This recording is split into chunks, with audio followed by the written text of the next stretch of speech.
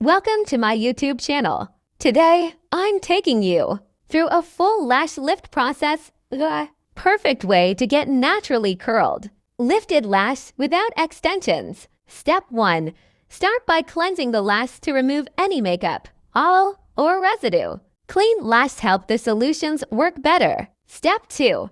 Choose the right silicone shield. Size for your lash, small for a tight curl. Medium or large for a softer, natural lift. Step 3. Apply the shield onto the eyelid using a gentle adhesive. Then carefully lift and stick each lash onto the shield using a lash tool or brush. Step 4. Apply the lifting solution from root to mid-lash, avoiding the tips. This softens the lash structure and helps reshape it. Step 5. After the set time, remove it gently and apply the setting lotion.